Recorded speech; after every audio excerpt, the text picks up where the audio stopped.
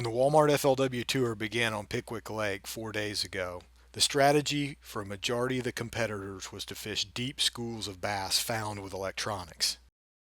Practice became a game of who could fish the least as pros chose to spend hours idling and looking without actually fishing. And deep schools of bass did play a big role in the tournament.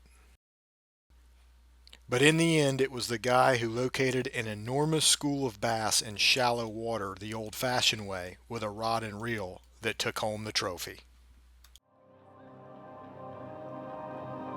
21 pounds, 9 ounces, your champion is Greg Hackney.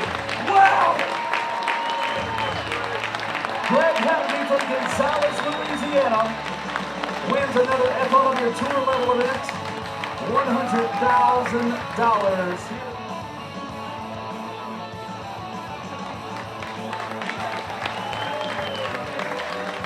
You're now the champion of the straight top wireless Pickwick event. Great job. Yeah! Thank you, Todd. Champion right there. Greg, congratulations as you put your winner's check there away in your wallet. Not too many times there's $100,000 fit in my wallet, I promise you.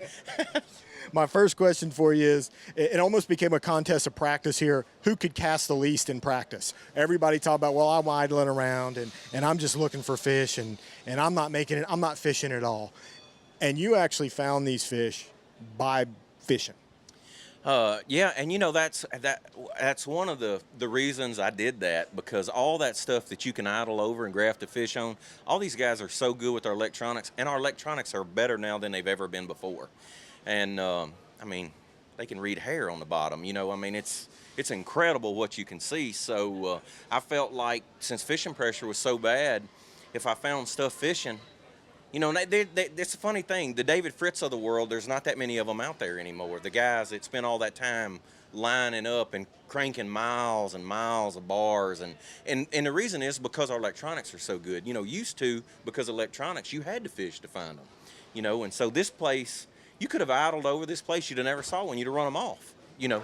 But you did get tipped off. Talk about that oil slick and when those fish feed, it creates that oil from eating that shad. You know, it's the funny thing. It's the first time I've ever seen it in freshwater, or maybe to this extent. Like it was slick, dead calm and cloudy that morning, and I mean it is a dominant slick about the size of my boat and truck. I mean there was no doubt in my mind what it was when I saw it, but in my mind it couldn't be bass because I've never seen it in freshwater before. The first cast with the plug, I can't get the plug to the bottom because there's so many fish. I could feel them. I knew then. I'm like, well, there they are. And there's so many of them. They're popping and jerking, and finally one gets it. It's like a 3-pounder. I throw right, because I know there's a bunch of them. I throw right back. I catch another 3 on the next cast. Then I catch like a smallmouth that's almost 4. Like so in my mind then, it's a feeding frenzy place. Maybe the shad are spawning, and but I never saw any. You know, I never saw any coming up, you know, never saw any shad coming up. And it was the first day that I never went back. I stayed away from it. I saw one aluminum boat on it, like the second afternoon of practice. I'm riding. Every time I'd come by, you know, I make you know, I'm watching it like a hawk just to see. Never a soul. Never saw a competitor on it. I saw that one aluminum boat. Not sure where they exactly, because I never got close enough. And dang, and I've been there all week. And there's nothing really on an avionics ship. I mean, this is something that's just a flat. I mean, you had to fish to find it. Well, I'll tell you what. It shows up on your Lorentz map. That's how I found it. It just shows a high spot. It's a circle, kind of a half-moon circle on my Lorentz map. That's all it is. And, of course, you know, I spent the next 3 days hunting another spot like that, and I never found it again. I cranked miles. And I spent a lot of time just cranking bars, looking for one little sweet spot. But the other thing about it was, because I didn't know this in practice, because I found the fish, I didn't know what the bottom was like. I didn't realize till the first day of the tournament that it was a live bottom. Big mussels. So, and what that means, it was a current play. It was a perfect current spot, because that's what makes mussel beds good, because those mussels set up on a place just like the fish do, because that mussel can't swim around. So that current has to bring him his food. So the mussels are always on the keyest place where the current hits the best. And the two work together, because that also brings the bait to the bass, you know. So it was just a double punch, and that mussel creates a current break. those fish just sat right down there behind it, and that water runs over that. And there was actually a little lip, and it's funny, it was completely clean off the lip. This lip is probably 1.5 feet tall. That's all the break there was there. And the deal was the fish were sitting right behind that lip. Now, I caught a bunch of them up on top, but never that big, massive school. The school, there were actually 2 places where it kind of had a little kick out, 2 little corners, and that's where the 2 schools, and that's where I caught all the big ones. Like today, one of those places they didn't get on today. One of them they did, and I caught maybe 7 or 8 4-pounders off of it today. Let's go over the baits real quick. First 2 days was the swim bait and a big crankbait. The last 2 days you had to go to a jig. Yeah, the last 2 days it's been all about slow fishing with a jig, and but actually they got on it good. Today I would throw it out there. They'd get it on the fall. Once I got the school fired, they were getting a jig on the fall. So I threw it 3 or 4 times, and I picked the crankbait up and threw it, and I finally caught one on the crankbait, but they still didn't like it, because then I threw the crankbait a bunch more, and I never get another bite, and I picked the jig back up and go right back in there, and they go to biting it. It's almost like they got off of that type of, the shad have not been there the last 2 days, and they just got away from that. They were not keying on that type of bait. So then it has become a crawfish or a bluegill deal. And then that's the other thing. You have shell crackers and bluegill and all types of sunfish are attracted to those mussel beds. It's just like a perfect storm. You know, this one just happened to be shallow. You know, a lot of these guys caught them this week off mussel beds, but they were deep ones. This just happened to be a shallow one, you know, and I mean, it was a virgin school of fish. There's no doubt in my mind nobody's ever, you know, I'm sure it's been fished. It hasn't been fished in recent times. I mean, that's the reason there was 97 pounds there. I don't know, between me and my partners, you know, I mean, we caught well over 100. I don't know, you know, how much. It's just an awesome place, and it's you know, it's a place of a lifetime. It's that deal that you always think you're going to find that, because you see guys do that. Like a lot of times this time of the year, you know, tournaments are won off spots. Typically now, never won off a pattern. Now it's all about the spot, because those fish are starting to get where they're bunching up together. It's getting more summertime. The weather's getting stable. The spawn is getting, you know, away, and it's just that perfect spot. But I could not duplicate it. Michael, this almost during practice, it became almost the contest of who can fish the least.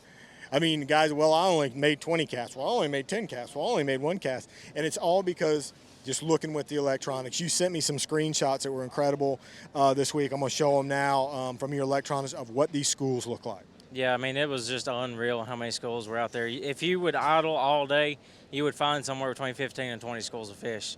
It was just, I've never seen that many fish out on a place. I'm thinking when we go to Kentucky, it's going to be the same way. I actually fished every school of fish that I saw. I made a cast at them, tried to catch them. Some of them I didn't catch a fish off of. One of my best places the first 2 days of the tournament, I never had a bite off of in practice. So, I mean, it's just a matter of getting confident and knowing that you can go back to those places you never had a bite and actually catch some fish. Tell me your thoughts on the irony of the guy who won the tournament ended up catching them on a spot that is not one of those type places, a shallower bar where you can't look at them on electronics.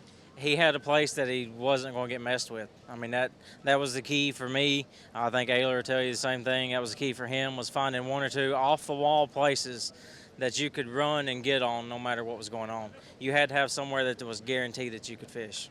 And you found some of those places that were just untouched. Yeah, I think I had about 2 or 3 places that were pretty untouched. That's where I caught the majority of my fish the first 2 days.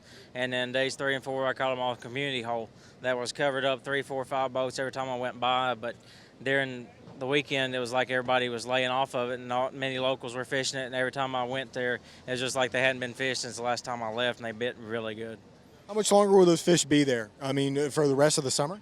Yeah, I think they will be. The particular place that I caught them, maybe not, is a little bit shallower. It's not on the main river channel like the rest of my schools were. But they may not last but a couple more weeks. They're just in 10, 12 foot of water, but the rest of them will be out there on the main river the rest of the year. So one of the key places you found, it was off the beaten path in terms of depth. It was a little shallower. Yeah, it was a little shallower. It really surprised me that there were that many fish on it. I didn't think that was the only place I really looked that shallow. I wish I could have gone back and looked at some other shallower stuff, like what Hackney was fishing too. But I mean, everybody's hindsight's 20/20. So I came in second. I can't complain. Well, give me an idea of how deep your fish were this week. This whole week, it seemed like they're in the high teens to 20. You know, if a few spots were in about 14, 15, most of the better areas were right in that 18 to 20 foot zone. now that it's over with and we saw a guy at the beginning of this thing, it became a contest of who could cast the least. Like I only fished 3 hours, I only fished an hour, and then this thing ends up getting won by a guy who actually did fish and found those fish by fishing. What are your thoughts on that in terms of now trying to, this strategy just seems to chase itself in a circle, I actually felt kind of early on after the first day of practice that it was going to be a Jim Moyna, Larry Nixon type tournament where they don't find the giant schools out there. Terry Bolton's another guy that they drive right to an obvious spot on the map and they start casting the worm and the jig, and they catch them better than a guy that idles around forever because they're broken up enough to where a guy can sit on a spot and catch 4 or 5, but a guy idling would never fish it. And I really felt like that's how it was going to go. And it's still, I look back, and my best spot, I only saw 2 or 3 down there.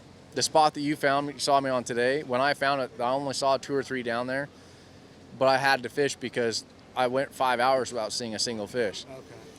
Okay. And, there had to have been hundreds of them there, and how they weren't visible. I think there's no current when I was there. They're suspended on the sides. But, again, those are all spots you could have found by just fishing, and so it just seemed like the schools, there were definitely some big schools out there right now, but they weren't easy to catch. And I think pressure has a lot to do with that. The spots are so obvious here that, you could sit there, and if you take your map and zoom out, every one of your waypoints is going to be on a perfect, you could look at a map and go, they're going to be right there. And sure enough, they are. And you don't really realize that. You go to places that look good and you idle, but when you zoom out and you see what it is, there's always an obvious turn, a point or something, and that's where the fish are at. But it was definitely for me it was definitely an idle and find them, but it was not find 10 schools a day. It was you found 1 a day or 2 a day, or like I said, just a couple down there and you get a couple bites when you stop and fish it, but it wasn't obvious and the whole screen lights up. Give me your key bait this week.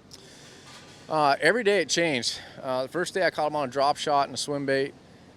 Second day I caught him on the drop shot, swim bait, and a jig. And then I started catching him on Texas rig, a shaky head, and I didn't really catch him on the drop shot as much anymore. I think, again, they just started seeing it too much. And swim bait, I actually did catch a few on a crankbait today, which they haven't been on all week, but I could get some to fire at it, and then I think I could get them to move a little bit, and once they move a little bit, then I can start catching them with a worm and the jig again. But I actually did end up catching a few on it yesterday and today as well.